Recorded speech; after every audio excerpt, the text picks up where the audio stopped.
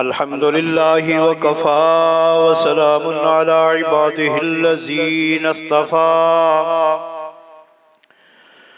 खुसूसन अला सय्यिदिर रुसुलि व ख़ातमिल अंबिया। अल्लाहुम्मा सल्लि अला मुहम्मदिन व अला आलि मुहम्मदिन कमा सल्लैता अला इब्राहीम वाला आले इब्राहीम इन्नका हमीदुम मजीद। अल्लाहुम्मा बारिक अला मुहम्मदिन वाला आले मुहम्मदिन कमा बारकता अला इब्राहीम वाला आले इब्राहीम इन्नका हमीदुम मजीद। अम्मा बादु फ़क़द क़ाल अल्लाहु तबारक व तआला फ़िल कलामिल मजीद वल फ़ुरक़ानिल हमीद। अऊज़ु बिल्लाहिस समीइल अलीम मिनश शैतानिर रजीम। बिस्मिल्लाहिर रहमानिर रहीम। वल्लज़ीना आमनू वत्तबअतहुम ज़ुर्रिय्यतहुम बिईमानिन अल्हक़ना बिहिम ज़ुर्रिय्यतहुम वमा अलतनाहुम मिन अमलिहिम मिन शैइन कुल्लु इम्रिइन बिमा कसब रहीन।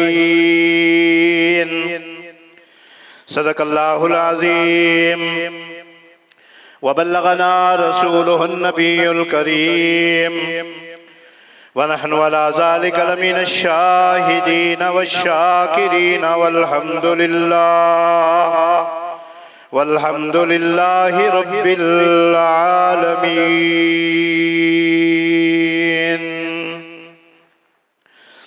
और जो लोग ईमान लाए और उनकी औलाद ने ईमान लाने में उनकी पैरवी की तो हम उनकी औलाद को भी उनके साथ मिला देंगे और उनके अमल में से कोई चीज़ कम नहीं करेंगे। हर शख्स अपने ही अमलों के एवज़ गिरवी है।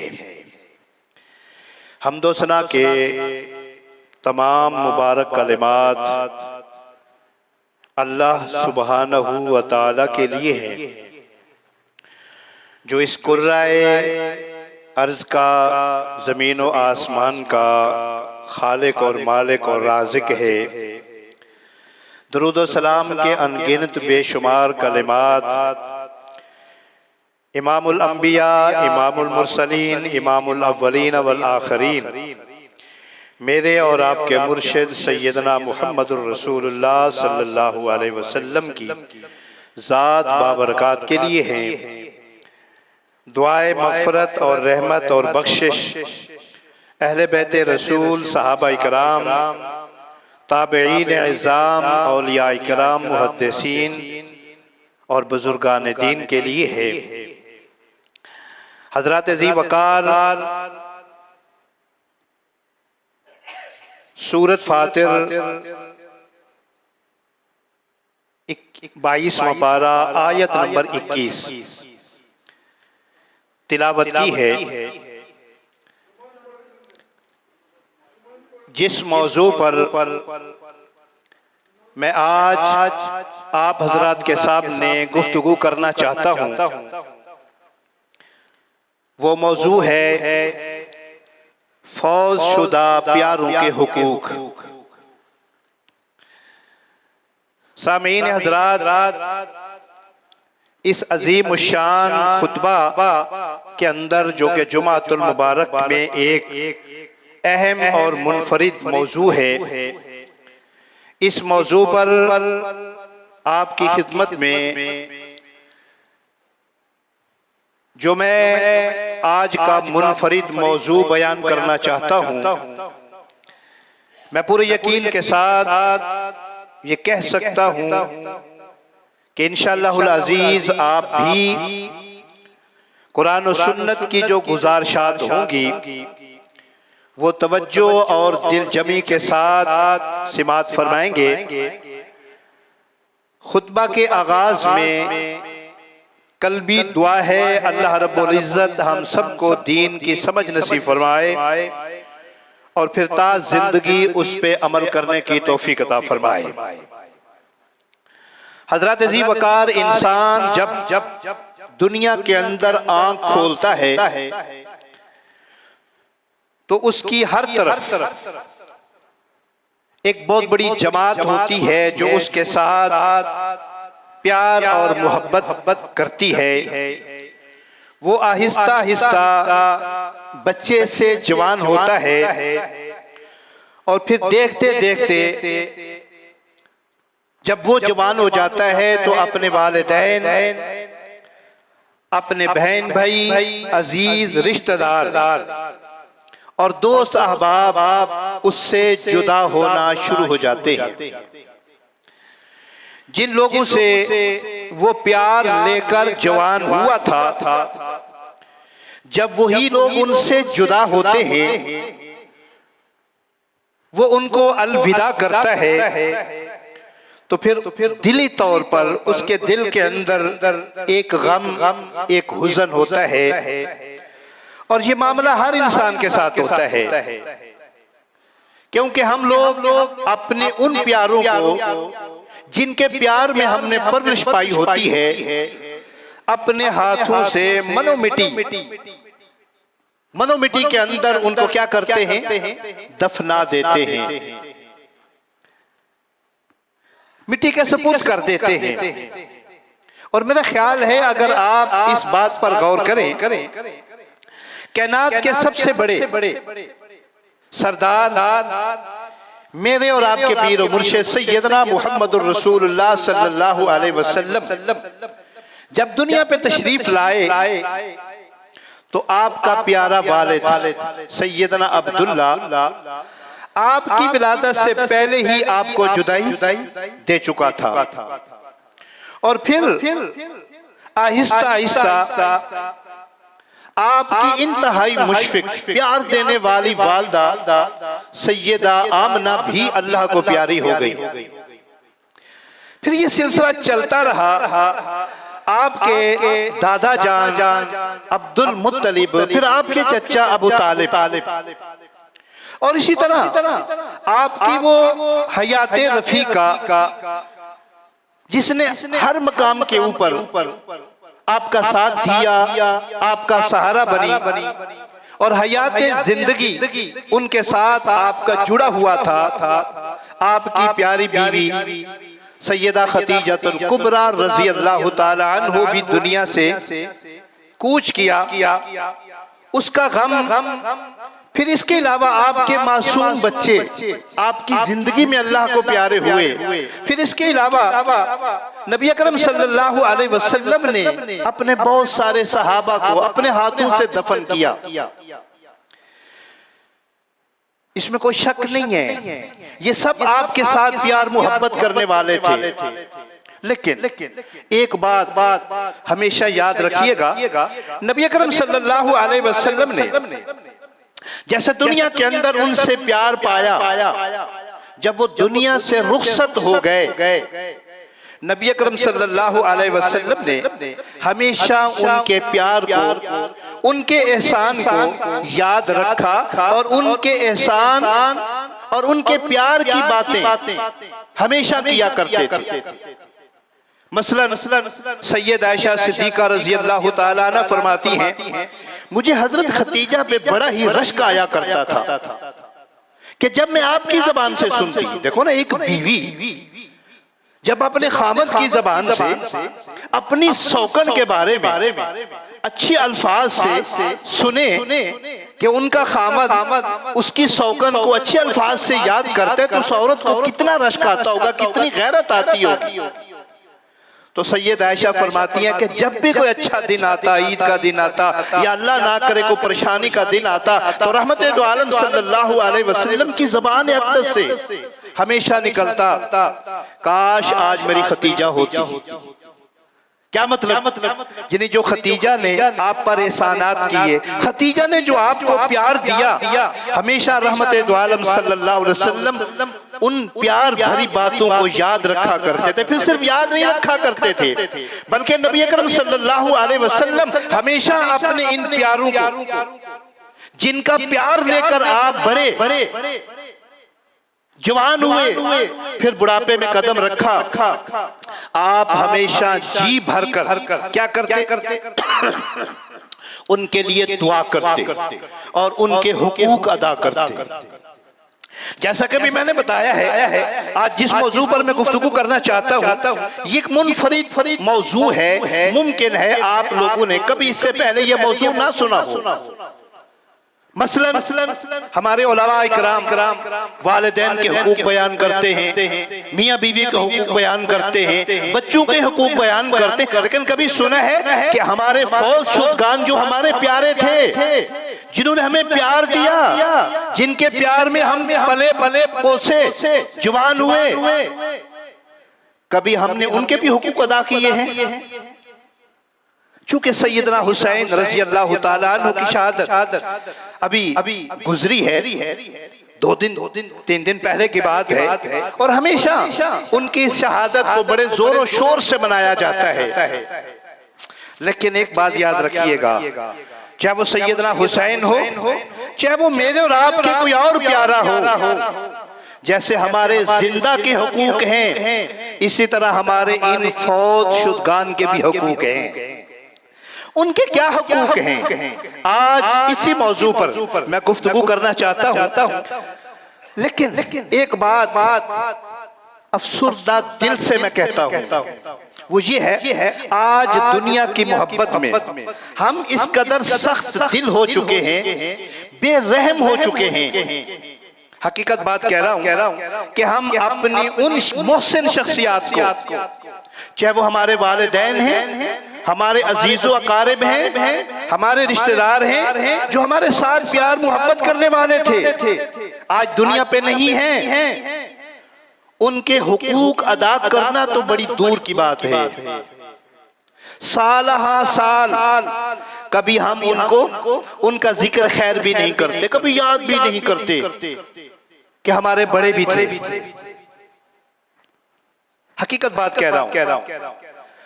आज लोगों के सामने मैं यही बयान करना चाहता हूं कि अपने उन प्यारों को हमेशा याद रखो, जो तुम्हारे साथ प्यार करने वाले थे, दुनिया से रुखसत हो गए। कल आने वाली नस्ल तुम्हें अपने प्यार में याद रखेगी, वो तुम्हारे साथ प्यार करेगी। आज अगर तुम उनको अपनी दुआओं में याद रखोगे, अपने फौज शुदगान प्यारों के हुकूक अदा करोगे, अल्लाह की कसम उठाकर कहता हूं, कल तुम्हारे लिए दुआओं के अंबार लग जाएंगे। तुम्हारी आने वाली नस्लें तुम्हें याद रखेंगी। अल्लाह रब्बुल इज्जत ने इसी आयत के अंदर, जो मैंने अभी शुरू में पढ़ी है, जिसका ताल्लुक 22वां सिपारा सूरत फातिर से है, इसी चीज का तज़किरा किया है कि अल्लाह रब्बुल इज्जत भी क़यामत के दिन, जो तुम्हारे आबाओ अजदाद नेक होंगे, जब उनके तुम नक्शे कदम पे चलोगे, क़यामत के दिन क्या होगा? अल्लाह तुम्हें एक साथ अता कर देंगे। जरा गौर कीजिए कुरान क्या कहता है। औज़ु बिल्लाहि मिनश शैतानिर रजीम, बिस्मिल्लाहिर रहमानिर रहीम। वल्लज़ीना आमनू वत्तबअतहुम ज़ुर्रिय्यतहुम बिईमानिन अलहक़ना बिहिम ज़ुर्रिय्यतहुम वमा अलतनाहुम मिन अमलिहिम मिन शैइन कुल्लु इम्रिइन बिमा कसब रहीम। अल्लाह रब्बुल इज्जत इरशाद फरमाते हैं, जो लोग ईमान लाए, दुनिया से रुखसत हो गए, आगे उनकी औलाद आई, उनकी औलाद भी ईमान लाई, औलाद भी अपने वालिदैन, अपने बुजुर्गों, अपने रिश्तेदारों के नक्शे कदम पे चली, यानी नेक अमल किए, जैसा कि हमारे आबाओ अजदाद ने नेक अमल किए, हमारे बुजुर्गों ने नेक अमल किए। क़यामत के दिन अल्लाह इनको उनके साथ मिला देंगे। किनको? बाद में आने वालों को उनके साथ मिला देगा जो दुनिया पे पहले आए थे। बिलफर्ज अमल में अगर कमी होगी ना, उनके अमल अच्छे थे। मिसाल के आज देख लीजिए, हमारे आबा अजदाद जो थे माशाल्लाह उनके पास टाइम हुआ करता था, फुर्सत थी। आज हमारे पास टाइम नहीं है। वो लोग सुबह उठकर नमाज पढ़ा करते थे, फिर कुरान की तिलावत किया करते थे, तस्बीहात पढ़ा करते थे, फिर कहीं जाकर नाश्ता करके कामों पे जाया करते थे। आज हमारे पास टाइम नहीं है। इंटरनेट, मोबाइल, टीवी, रात को सारी रात हम क्या करते हैं? प्रोग्राम देखते हैं। 2-2:30 बजे जाकर सोते हैं, सुबह नमाज के टाइम उठा ही नहीं जाता। 7-8 बजे उठते हैं फटाफट। वो जैसे जानवर अपने मुंह पे हाथ फेरता है, 2 मुंह पे हाथ फेरे, पानी गए और उसके बाद चलते चलते नाश्ता किया, कारोबार पे चले गए, आते आते फिर शाम हो गई। उन लोगों के पास टाइम था, वो फराइज अदा करते थे, फिर नवाफिल पढ़ा करते थे, फिर मस्जिदों में बैठकर अल्लाह के कुरान की तिलावत करते थे। हमारे पास टाइम नहीं है, बड़ी मुश्किल से हम टाइम निकाल के आते हैं, फर्ज अदा की और भागना शुरू कर दिया। हमने कभी ये भी ख्याल नहीं किया कि एक आदमी नमाज पढ़ रहा है और एक आदमी आगे है, पीछे वालों को फलांगते हुए चले जाते हैं। कभी हमने ख्याल नहीं किया, हमारे पास टाइम ही नहीं है। क्या मतलब निकला कि अगर क़यामत के दिन ऐसा हो जाएगा, हमारे अमल कम होंगे, हमारे आबा अजदाद के नेक अमल ज्यादा होंगे, वो जन्नत के ऊपर आला मकाम हासिल कर लेंगे। अल्लाह रब्बुल इज्जत क्या करेंगे? उनकी औलाद होते हुए हमें भी उनके साथ मिला देंगे, लेकिन उनके अमल में कमी नहीं आएगी। ये मैं नहीं कह रहा, कुरान कह रहा, वमालतनाहुम मिन अमलिन मिन शै, यानी वालिद को, वालदा को, दादाजी को, नाना जी को जो ऊपर आला मकाम मिला है, अल्लाह ये नहीं करेंगे कि उसको नीचे ले आएंगे, नहीं, हमें ऊपर ले जाएंगे। क्या मतलब निकला? यानी अगर वालिदैन नेक होंगे, आने वाली जो औलाद होगी ना, जो उनके नक्शे कदम पे चलेगी, पूरी कोशिश करेगी, उनके हुकूक अदा करेगी, इनके आमाल कम भी होंगे तो क़यामत के दिन ये वालिदैन के साथ जन्नत में ऊंचे दर्जे पे पहुंच जाएंगे। लेकिन हजरत गिरामी, हम शायद ये भूल चुके हैं। क्या भूल चुके हैं? कि हमारे आबा अजदाद फौत हो चुके हैं। अब हमें कोई पूछने वाला नहीं है, जो मर्जियां हम करते फिरे। मसलन जैसे मर्जिया हम हराम खाएं, सूद खाएं, धोखेबाजी करके किसी का माल बटोरें, या जैसे मर्जिया हम क्या करें? गुनाह करें, हमारी मर्जी है। लेकिन नहीं, हमारे फौज शुदगार जो अल्लाह के मेहमान बन चुके हैं, हमारे नेक अमल से खुश होते हैं, उनको खुशी मिलती है। अल्लाह ना करे अगर हम गुनाह करें, हमारे गुनाह से उनको तकलीफ होती है। ये मैं नहीं कह रहा, ये वो ज़ात अक़दस कह रही है, जिस ज़ात अक़दस ने हमें जीना मरना सिखाया, हमें हमारे वालिदैन के, हमारे बच्चों के हुकूक बतलाए, और आज जो मैं बता रहा हूँ वो हमारे फौज शुदगान के जो हुकूक है वो भी आपने बतलाए हैं। सैयदना हजरत अबू अय्यूब अंसारी रज़ी अल्लाह ताला, हदीस के रावी है, ये मेज़बान रसूल है, जो मैंने अभी बात की है कि वहाँ हमारे फौज शुदगान को खुशी भी होती है, परेशानी भी होती है।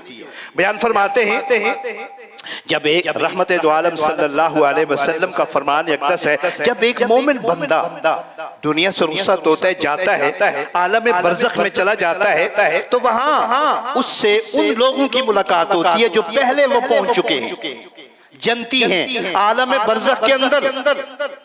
जब उनसे मुलाकात होती है तो ये जो फौत होने वाला अभी पहुंचा है, वो इससे कई किस्म के सवालात करते हैं, आने वाले से पूछते हैं। अब उनके जो सवालों की कैफियत है, उनके जवाबों की कैफियत है। अल्लाह के नबी अलैहिस्सलातु वस्सलाम ने इस बारे में इतनी ज्यादा वजाहत नहीं फरमाई, लेकिन आखिर के जो अल्फाज है हदीस के, उसमें अगर देखा जाए तो ये पूरी वजाहत मौजूद है। आपने क्या फरमाया? फरमाया भाई, जब वहां जो लोग पहुंचे हुए हैं ना, जब जाने वाला उनके पास जाता है ना, तो उनसे सवाल करते हैं, फिर उनके सवालों में एक जवाब ये भी होता है, इन्ना आमालकुम तारिदु अला अक़राबिकुम व अशाइरकुम, वो जो तुम्हारे वहां करीबी रिश्तेदार, तुम्हारे खानदान वाले वहां पहुंचे हुए हैं, तुम्हारे आमाल उन पर पेश किए जाते हैं। मसलन अम्मी जी पहले फौत हो गई हैं, अब्बा जी बाद में फौत हुए। अल्लाह अम्मी जी को भी जन्नत दे, आपकी मेरी को, अल्लाह आपके वालिद को, मेरी वालिद साहब को भी अल्लाह जन्नतुल फिरदौस में सुकून नसीब फरमाए। अब वालिद साहब बाद में फौत हुए तो वालिद साहब से अम्मी जान पूछेगी, सवाल करेगी, मेरे फलां बेटे का क्या हाल है, फलां बेटे का क्या हाल है। फिर वालिद साहब बताएंगे वो बड़ा नेक है, वो बड़ा अच्छा है, वो सौखा है, उसको अल्लाह ने रिस्क दिया है। वो दूसरा जरा को ठीक नहीं है, वो नमाज नहीं पढ़ता, वो परेशान है। अल्लाहु अकबर। अब जरा गौर कीजिए, रहमत दो आलम सल्लल्लाहु अलैहि वसल्लम इरशाद फरमाते हैं, फिर क्या होता है, फ़इन कान खैरन फरिहू, अगर उसको खबर दी जाती है कि फलां बेटा, फलां रिश्तेदार, फलां भाई, फलां बेटी बड़ी अच्छी है, नेक है, अल्लाह के नबी अलैहिस्सलातु वस्सलाम फरमाते फारिहू, वो खुश होते हैं। वस्तबशिरू, खुशियां मनाते हैं। यहां तक बात खत्म नहीं होती, आप फरमाते वकालू अल्लाहुम्मा, फिर अल्लाह के सामने हाथ उठाकर दुआ करते हैं। यह आलम बरज़ख की बात हो रही है। क्या दुआ करते हैं, अल्लाहुम्मा हाज़ा फज़लुका व रहमतुका, अल्लाह ये तेरा फजल है कि आपने मेरे पीछे औलाद को, मेरे वारिसों को तूने नेक अमल की तौफीक दी है। अल्लाह तूने उनको गुनाहों से बचाया। अल्लाह मेरे बच्चे, मेरे पोते, मेरी पोतियां, अल्लाह मेरे खानदान वाले, मेरे भाई, अल्लाह नेक अमल करता, अल्लाह ये तेरा फजल है। अल्लाह खुश होती है। फिर अल्लाह के नबी अलैहिस्सलातु वस्सलाम इरशाद फरमाते हैं, दूसरी दुआ करते हैं, फ़अतमिम निअमतका अलैहि, या अल्लाह इस नेमत को हमेशा जारी रखना, अल्लाह मेरी औलाद को नेक रखना। कब तक, वामितहु अलैहा, अल्लाह मौत आए तो इसी हालत में। मालूम क्या हुआ, जब हम नेक अमाल करते, हमारे आबा अजदाद जो पहले अल्लाह को प्यारे हो चुके हैं, वहां उनको खुशी होती है, वो हमारे लिए अल्लाह से दुआ करते हैं, अल्लाह इनको हमेशा नेक रखना, इस्लाम पे कायम दायम रखना, अल्लाह मौत आए तो इस्लाम पर आए। और आगे फरमाते हैं वयुरज़ु अलैहिम अमलुल मुसीब, अगर पीछे वालों के बारे में उनको जब इत्तला दी जाती है ना कि उनका किरदार अच्छा नहीं है, वो चोर निकले, वो बदकार निकले, वो डाकू निकले, वो बेनमाज निकले, वो सूद खाने वाले निकले, वो अल्लाह की नाफरमानी करने वाले निकले, कैफियत क्या होती है उन वालिदैन की, उन यानी वो हमारे प्यारों की जो अल्लाह को प्यारे हो चुके हैं। आप फरमाते हैं कालू अलहिमहु अमलन सालिहन तरज़ा बिही व तुकर्रिबुहु इलैक, अल्लाह उनको नेकी की तौफीक अता फरमा, अल्लाह उनको नेकी की तरफ राग़िब कर दे, अल्लाह उनको ऐसे अमल की तौफीक अता फरमा जो तुझे पसंद हो। दुआ करते हैं, परेशान हो जाते हैं।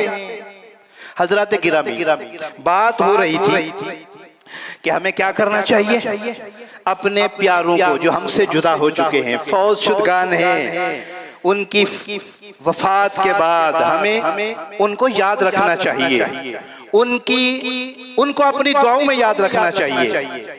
नंबर 2, जब हम दुनिया पे हैं, हमारे वालिदैन चले गए हैं, तो खुसूसी तौर पर हमें अपने आमाल पर तवज्जो देनी चाहिए कि कहीं ऐसा ना हो कि हमारे वालिदैन, हमारे फौज शुदगान वहां परेशान हो, और हर किस्म की नेकी के अंदर बढ़ चढ़कर हमें हिस्सा लेना चाहिए ताकि हमारे फौज शुदगान को क्या है, वहां सुकून पहुंचे और सुकून मिले। और इसके अलावा क्या करना चाहिए, उनके जो हुकूक हैं उनके हुकूक अदा करने चाहिए। कुरान और हदीस की रोशनी में चंद हुकूक ऐसे हैं जो हमारे फौज शुदगान के हैं, जो हमें उनका ख्याल रखना चाहिए, उनको अदा करना चाहिए। अगर हम अदा नहीं करेंगे तो गोया हमने अपने फौज शुदगान के साथ वफा नहीं की, बेवफाई की है। कुरान हदीस का अगर मुताला किया जाए तो सबसे पहला हक क्या है, मरने वालों का, जो हमारे वालिद हों, हमारी वालदा हों, हमारे बेटे हों, हमारी बेटियां हों, हमारे भाई हों, रिश्तेदार हों, दोस्त अहबाब हों, उनका हम पर क्या हक है। अगर कुरान और हदीस का मुताला किया जाए तो ये बात वाज़ेह हो जाती है कि सबसे पहला हक जो हमारे फौज शुदगान का है वो है उनका कर्ज अदा करना। अगर उन्होंने किसी से कर्ज लिया है, को लेन देन किया है, तो हमें क्या करना चाहिए? सबसे पहले इस हक को अदा करना चाहिए। रहमत दो आलम सल्लल्लाहु अलैहि वसल्लम जनाजा पढ़ाने से पहले हमेशा ये सवाल किया करते थे कि इसने किसी का कुछ देना तो नहीं है, मकरूज तो नहीं है? अगर होता तो फिर आप फरमाते कौन है इसका जिम्मेदार? अगर कोई आगे ना आता तो फिर आप खुद कहते मैं इसका जिम्मेदार हूं, इसका कर्ज अदा करूंगा। अगर उस वक्त कैफियत ये होती आपके पास भी कुछ नहीं है, उसका अदायगी वाला भी कोई नहीं है, तो आप फरमाते इसका जनाजा पढ़ा दो। आप अंदाजा करें, अल्लाह ना करे हमारे वालिदैन अगर उन्होंने किसी से कर्ज लिया है और हम उस कर्ज की अदायगी नहीं करेंगे, तो ये बात याद रखिएगा, ये फौत होने वाला तो फौत हो गया। अगर हमने इस हक को अदा न किया तो ये कर्ज अल्लाह की रहमत और बख्शिश के दरमियान हायल हो जाएगा। जब तक ये कर्ज रहेगा उस आदमी की अल्लाह की रहमत और बख्शिश नहीं होगी। ये बात याद रखिएगा। ये मैं नहीं कह रहा, अल्लाह का कुरान कह रहा है। अल्लाह रब्बुल इज्जत कुरान मुकद्दस के अंदर इरशाद फरमाते हैं कि ये बात याद रखो, एक अल्लाह का हक है, एक अल्लाह के बंदों का हक है। अगर जाने वाला अल्लाह का हक भी अदा नहीं कर पाया, अल्लाह के बंदों का हक भी अदा नहीं कर पाया, अब तुम्हारे जिम्मे है तुम उनका हक अदा करो। मसलन सैयदना अब्दुल्ला बिन अब्बास रज़ी अल्लाह ताला अन्हु फरमाते हैं, रहमत दो आलम सल्लल्लाहु अलैहि वसल्लम के पास अन्नम्राअतन मिन जुहैना जाअत इला नबी सल्लल्लाहु अलैहि वसल्लम, एक औरत आई जुहैना कबीले से, आकर कहने लगी या रसूल अल्लाह सल्लल्लाहु अलैहि वसल्लम इन्ना उम्मी नजर, मेरी अम्मी जी ने नजर मानी थी। किस बात की? अंत हुज्जा, कि मैं हज करूं। फलम तहुज्जा, लेकिन वो हज नहीं कर पाई। मसलन कोई काम था, उस काम के लिए उसने नजर मानी कि या अल्लाह मेरा फलां काम हो जाएगा तो मैं क्या करूंगी? हज करूंगी। काम हो गया, लेकिन मेरी अम्मी जी को फुर्सत नहीं मिली या बमरे मजबूरी वो हज नहीं कर पाई। हत्ता मातत, यहाँ तक कि वो अल्लाह को प्यारी हो चुकी है। अब मैं क्या करूं? आफा हुज्जु अन्हा, क्या मैं उसकी तरफ से हज करूं? उसकी ये नजर पूरी करूं? काला नाम, आपने फरमाया हाँ हुज्ज, उसकी तरफ से हज करो। अराईते लौ कान अला उम्मी का दईन, अगर तेरी माँ ने किसी का कर्ज देना होता तो क्या वो तो कर्ज देती कि ना देती? अकुंते काजिया तो हूँ, बिल्कुल।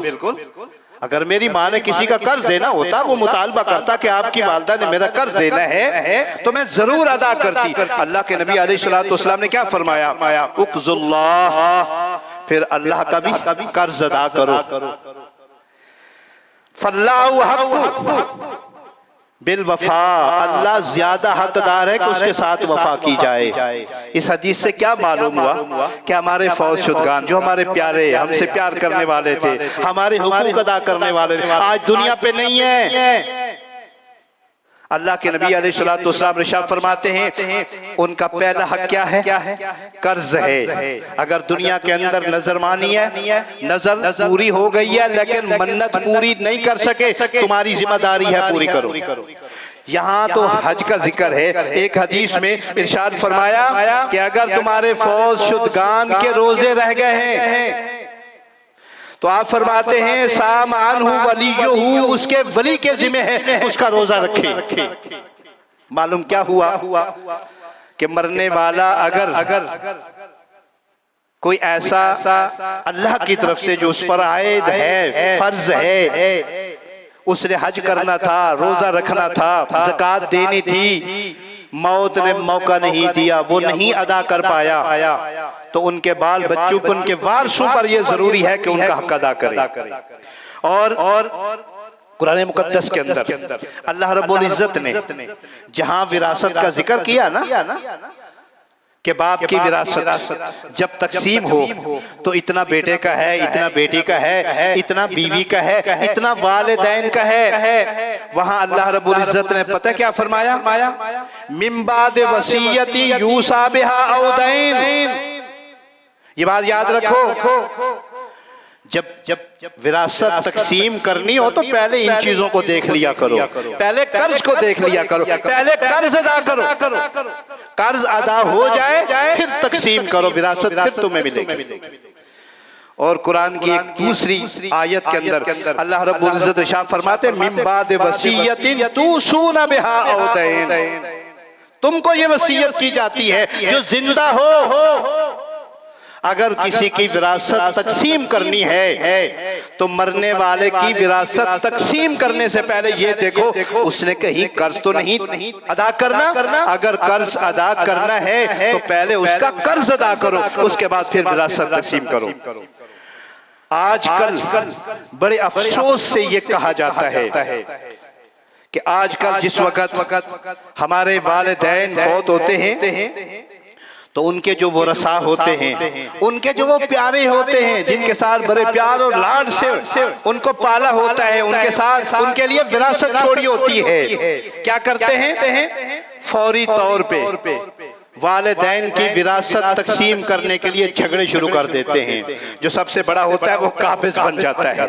फिर आगे इन बहन भाइयों के अंदर अभी मरने वाले का कफन मैला नहीं होता, अभी कफन पुराना नहीं होता, पूरे घराना क्या बन जाता है? लड़ाई झगड़ों की वजह से जहन्नम बन जाता है। इसलिए हजरात गिरामी ये बात याद रखिएगा, हमारे जो फौज शुदगान के हुकूक है उनमें से पहला क्या है? उनका कर्ज अदा करना। इस सिलसिला में एक वाकया मौजूद है।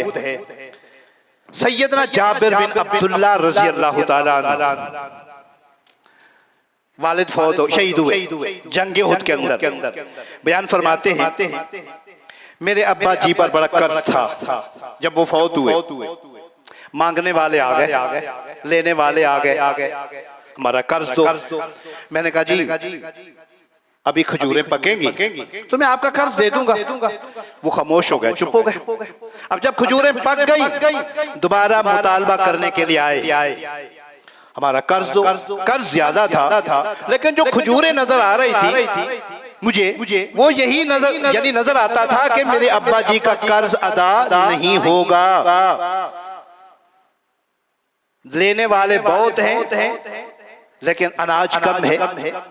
सैयदना जाबिर फरमाते हैं मैं अल्लाह के नबी अलैहिस्सलातु वस्सलाम की खिदमत में हाजिर हुआ। ये देख लीजिए, ये है बेटे, ये है वारिस, फिक्र पड़ी हुई है किसकी? अब्बा जी के कर्ज की।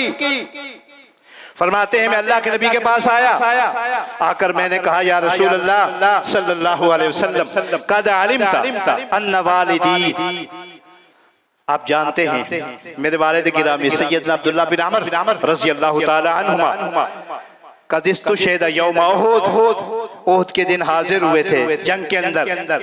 लेकिन क्या हुआ? वो अल्लाह को प्यारे हो चुके हैं, शहीद हो चुके हैं। वतारा का दईनन कसीरा, और बहुत सारा कर्ज छोड़ कर गए हैं मेरे ऊपर। व इन्नी उहिब्बु अन यराकल गुरमा, मैं चाहता हूं कि आप तशरीफ लाएं। बहुत लोग हैं जब आपको देखेंगे तो आपका हया करेंगे, मेरे लिए नरमी इख्तियार करेंगे, तशरीफ लाइए ताकि थोड़ा थोड़ा मैं सबको दे दूं। सैयदना जाबिर फरमाते हैं अल्लाह के नबी अलैहिस्सलातु वस्सलाम ने फरमाया जाबिर जाओ, खजूरों की जितनी किस्में हैं ना अलग-अलग ढेर लगाओ, क्योंकि मुख्तलिफ खजूरें होते हैं, कोई अच्छी होती है, कोई दरमियानी होती है, कम दर्जे की होती है। फरमाया जाओ खजूरों के अलग-अलग ढेर लगाओ। फरमाते कि मैंने ढेर लगाए, फिर अल्लाह के नबी के पास आई, या रसूल अल्लाह आइए तशरीफ लाइए। लोग आ गए, आप तशरीफ लाए। फरमाया जब अल्लाह के नबी को देखा ना वो लोग मजीद गज़बनाक हुए, उनको गुस्सा आ गया। साहिल ने पूछा उनको क्यों गुस्सा आया? कहने लगा चूंकि वो अल्लाह के नबी के दुश्मन थे। कौन थे? यहूदी थे। अंदाजा कीजिए, वो यहूदी थे, उनको गुस्सा आया कि अल्लाह के नबी को क्यों पकड़ के लाया है। फरमाते कि जब रहमत दो आलम सल्लल्लाहु अलैहि वसल्लम ने उनका गुस्सा देखा तो वो जो ढेरियां लगी हुई थी ना, आपने उनके इर्द गिर्द चक्कर लगाया, 1 2 3 चक्कर लगाने के बाद फरमाया लाओ भाई बुलाओ इनको बारी बारी। अल्लाह के नबी खुद बैठ गए। आपने वो पैमाना लिया जैसे कि आजकल के दौर में तोला जाता है, उस वक्त नापा जाता था। आप अलैहिस्सलातु वस्सलाम ने क्या किया? वो एक दिया, दो, तीन, चार। हजरत जाबिर फरमाते हैं रहमत दो आलम सल्लल्लाहु अलैहि वसल्लम ने सबको दिया एक ढेरी से। सुम्मा जालसा अलैहि, अल्लाह के नबी वहां मौजूद हैं, अभी दूसरी ढेरी पर नहीं गए। एक आया अपना लेके चला गया कर्ज, दूसरा आया कर्ज लेके चला गया, तीसरा आया कर्ज लेके चला गया। हजरत जाबिर फरमाते हैं अल्लाह की कसम है, अगर मेरा सारा माल भी चला जाता तो मेरे लिए कुछ भी ना बचता, मुझे खुशी होती कि मेरे अब्बा जी का कर्ज उतर गया। लेकिन रहमत दो आलम सल्लल्लाहु अलैहि वसल्लम का ये मौजज़ा था, आपके उन हाथों के अंदर जो बरकत अल्लाह ने रखी थी, ये उसका सिला मिला गया कि अभी एक ढेरी खत्म नहीं हुई, कर्ज लेने वाले कर्ज लेके चले गए। मुझे ऐसा मालूम हुआ कि पूरे बाग का जो वो अनाज था ना, खजूरें थी, वो अभी सारी पड़ी हुई है। फरमाते क्या हुआ, रहमत दो आलम सल्लल्लाहु अलैहि वसल्लम ने सबको दिया और मेरा कर्ज उतर गया। हज़रत गिरामी क्या समझे हो, अल्लाह रब्बुल इज्जत ने जिस बात का हमें हुक्म दिया है कि तुम्हारे फौज शुदगान का पहला हक क्या है? पहला हक ये है कि अगर उनका कर्ज है तो उनका कर्ज अदा करो। ये हमारे पहला हक है फौज शुदगान का। लेकिन आजकल के दौर में ऐसा है कि अब्बा जी ने कर्ज लिया और फिर आगे ऐसी नखल औलाद है, इनकार कर दिया और अपनी आंखों से देखा, अल्लाह के नबी के मिंबर पर खड़ा हूं, ऐसी नखल औलाद को जब एक वालिद ने बहुत ज्यादा तरका छोड़ा, कर्ज वालों ने कर्ज मांगा तो औलाद ने पता क्या जवाब दिया? हमारे पास नहीं है कि हम अब्बा जी का कर्ज उतार सके। नाले हमने लिया नहीं, अब्बा जी ने लिया था। अगर लेने तो जाओ, फलां कब्रिस्तान में अब्बा जी दफन है, फलां जगह पे उनकी कब्र है, जाकर मुतालबा करो। अल्लाह अकबर। फिर इन गुनाहगार आंखों ने देखा है, इन गुनाहगार कानों ने सुना है, अल्लाह ने उनको ऐसा जलील किया जिन लोगों ने अपने बाप की इज्जत का ख्याल नहीं किया, बाप का कर्ज नहीं उतारा। जैसे कि आजकल के दौर में भी आप देख लीजिए, अगर किसी का वालिद फौत होता है ना, अगर कहीं से ऐलान हो जाए कि अब्बा जी ने किसी का देना था, अगर किसी ने लेना है तो आ जाओ, लेने वाले जब आएंगे तो हकीकत बात है 100 में से कोई एक होगा जो कहे बिस्मिल्लाह जी आ जाओ, वरना यही कहेंगे हमें तो पता ही नहीं है, पता नहीं अब्बा जी ने लिया था कि नहीं, क्या तुम्हारे पास कोई लिखा हुआ है, कोई प्रूफ है? हकीकत बात कह रहा हूं। तो फिर क्या हुआ, उसके अंदर इतनी बेबरकती हुई, वो सब कुछ खत्म हो गया, जलील ख्वार हो गए। ये दुनिया के अंदर अल्लाह ने दिखाया है। इसलिए खुदा के लिए ऐसा मत करें। अगर आपके वालिदैन, आपके अजीज व अक़ारब, आपके बहन भाई जिनका आपके साथ ताल्लुक है, खाना पीना इकट्ठा है, कारोबार इकट्ठा है, कुछ लेन देन है, तो खुदा के लिए ये पहला हक है। अब दूसरा हक क्या है? कुरान मुकद्दस का अगर मुताला करें तो दूसरा हक इसी आयत के अंदर जिसका ताल्लुक सूरत आल इमरान चौथे पारे से, अल्लाह रब्बुल इज्जत फरमाते हैं दूसरा हक ये है कि अगर तुम्हारे फौज शुदगान कोई वसीयत कर गए हैं तो उनकी वसीयत का ख्याल रखो, उनकी वसीयत पे अमल करो। अगर वो हलाल का माल कमा कर गए हैं, फिर तुम्हें वसीयत कर गए हैं, तो उनके फौत होने के बाद उनकी वसीयत का ख्याल रखो, अमल करो। लेकिन कुरान ने यह भी कहा है कि अगर वो नाजायज करेंगे वसीयत के अंदर तो फिर तुम्हें बदलना भी जायज है। कुरान क्या कहता है? मिन बाद वसीयतिन तूसून बिहा औ दैन। जहां अल्लाह ने विरासत का जिक्र किया, जैसे कि मैंने पहले कहा कि सबसे पहले जब विरासत तकसीम करनी है तो कुरान ये कहता है पहले कर्ज देखो, कितना कर्ज है उसको बाहर निकालो, उसके बाद वसीयत देखो, वसीयत को निकालो, बाकी जो बचेगा फिर वारसों का हक बनेगा। अब कुरान कहता है मिन बाद वसीयतिन तूसून बिहा औ दैन, विरासत तकसीम करने से पहले वसीयत को भी देख लिया करो। एक बात और भी है, कुरान ये भी कहता है मरने से पहले वसीयत भी किया करो, वसीयत के बगैर दुनिया से ना जाया करो। सूरत बकरा दूसरे पारे के अंदर अल्लाह रब्बुल इज्जत इरशाद फरमाते हैं कुतिबा अलैकुम इज़ा हज़रा अहदकुमुल मौत इन तरका खैरनिल वसिया लिल वालिदैन वल अक़रबीन बिल मारूफ हक्कन अलल मुत्तकीन। अहले ईमान पे, जो ईमानदार है ना, अल्लाह ने उन पे लिख दिया है कि मरने से पहले वो क्या करें। अल्लाह ने अगर उनको माल और दौलत दिया है तो वो क्या करें, वसीयत कर जाएं। किन के लिए? वालिदैन के लिए, रिश्तेदारों के लिए। हक्कन अलल मुत्तकीन, ये मुत्तकियों पर लाजिम है। लेकिन फिर हुआ ये, जब अल्लाह ने ये आयत नाजिल फरमाई, पहले इसको फर्ज करार दिया, फिर अल्लाह ने सूरत आल इमरान नाजिल फरमाई, उसमें अल्लाह रब्बुल इज्जत ने विरासत का जिक्र किया। जब विरासत का जिक्र आया तो फिर क्या हुआ, अल्लाह रब्बुल इज्जत ने इस आधे हिस्से को मनसूख कर दिया। क्या मतलब? वसीयत करनी है लेकिन वालिदैन के लिए नहीं, वसीयत करनी है लेकिन जिनका विरासत में हक है उनके लिए वसीयत नहीं है। चूंकि वालिदैन विरासत में हकदार हैं, बीवी बच्चे विरासत में हकदार हैं, बीवी बच्चों के लिए वालिदैन के लिए वसीयत नहीं कर सकते। हाँ, अगर कोई बहन भाई गरीब है, कोई रिश्तेदार कोई गरीब है, उनके लिए वसीयत कर सकते हो। या रफ़ाए आमा के अंदर मिसाल के तौर पर मरने से पहले कह सकते हो जी मेरा इतना माल मस्जिद में दे देना, इतना माल मदरसे को दे देना, इतना माल अल्लाह की राह में दे देना। लेकिन कितना है? कुरान की रूह से, हदीस की रूह से, नबी अकरम सल्लल्लाहु अलैहि वसल्लम के फरमान से वो भी तीसरा हिस्सा है। टाइम खत्म हो चुका है, सिर्फ यही बात दूसरा हक बयान कर अपनी बात खत्म कर लूंगा। अभी 4 हुकूक और हैं जो हमारे फौजशुदगान के, जिनका जिक्र इंशाअल्लाह आइंदा जुमा में किया जाएगा। रहमते दो आलम सल्लल्लाहु अलैहि वसल्लम इरशाद फरमाते, सैयदना अब्दुल्लाह बिन उमर रज़ी अल्लाह तआला जिसके रावी हैं, आपने फरमाया मा अहक्कु इम्रिइन मुस्लिमिन लहू शैउन यूसी फीही। फरमाया कोई भी मुसलमान है, कोई भी मोमिन है, उसके लिए लाजिम है। क्या लाजिम है? कि वो वसीयत करे। यबीतु लैलतैन, 2 रात गुजरने से पहले वसीयतहु मकतूबतुन इंदहु, वो जरूर लिख के रखे। यानी कुरान भी कहता है, हदीस भी कहती है, मरने से पहले क्या करो, वसीयत करो। लेकिन ये वसीयत कितनी होगी? अब हदीस की रूह से तीसरे हिस्से की होगी। मसलन आपके पास 3 लाख है तो आप 2 लाख अपने वारसों के लिए, 1 लाख की आप वसीयत कर सकते हैं।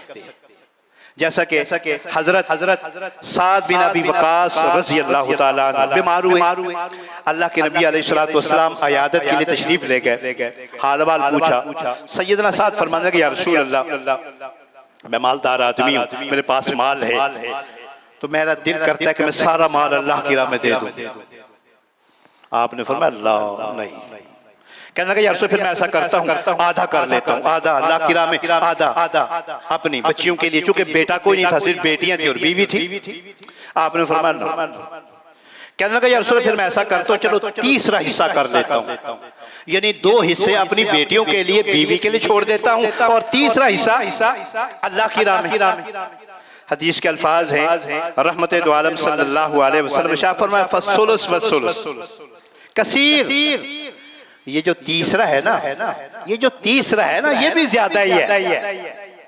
लेकिन इन्नका अंतदा, अगर तुम ऐसा करना चाहते हो तो करो। ववारसता का अगनिया खैर, लेकिन एक बात याद रखो, अपने वारसों को, अपने बच्चों को गनी करके छोड़ो। गनी करके छोड़ने से यही मुराद है कि अगर अल्लाह ने आपको माल दो दिया, अल्लाह ने आपको घर दिया, अल्लाह ने अगर आपको फैक्ट्री दी है, तो मरने से पहले ये ना करो कि बच्चों का कूड़ा कर जाओ तो जी सारे का सारा अल्लाह की राह में लुटा जाओ। नहीं, अल्लाह के नबी फरमाते हैं क्या करो, बच्चों को अमीर बना के जाओ। क्यों? फरमाए इसलिए खैरुम मिन अन तदाअरतन, गरीबी से बेहतर है अमीरी। कहीं ऐसा ना हो या तकुफून अन्नास फी ऐदीहिम, तुम लोगों पे लुटा रहे हो, कल तुम्हारे बच्चे लोगों के सामने हाथ फैला के मांगते फिरे। अल्लाह, ये देखो ना इस्लाम कितना हमदर्द है। वालिदैन को इतनी अपने बच्चों पर, हकीकत बात कह रहा हूँ, तवज्जो नहीं होती, इतना ख्याल नहीं होता जितना अल्लाह को ख्याल है। अब देख लीजिए, माल आपका है, कमाया आपने है, मेहनत आपकी है, आप अपनी मर्जी नहीं कर सकते मरने से पहले, चलो जी सारा माल मैं जहां मर्जी खर्च कर लो। कुरान कहता है जिनको तूने पैदा किया उनका भी हक है। टाइम हजरत गिरामी खत्म हो चुका है। मौजू क्या शुरू किया है आज कि जिस तरह हमारे जिंदा के हुकूक है ना, वालिदैन के, बच्चों के, माँ बाप के, बहन भाइयों के, इस तरह हमारे फौज शुदगान के भी हुकूक है जो हमारे प्यारे अल्लाह को प्यारे हो चुके हैं। उनके अभी सिर्फ मैंने 2 हुकूक बयान किए, 4 हुकूक और हैं। इंशाअल्लाह अजीज आइंदा जुमा में अगले 4 हुकूक बयान करेंगे। अल्लाह से दुआ है जो मैंने कहा है आप हजरात ने सुना है, अल्लाह अमल करने की तौफीक अता फरमाए। जो अमली लिहाज से सुस्तियां हैं, कोताही हैं, अल्लाह उनको दूर फरमाए। आमीन।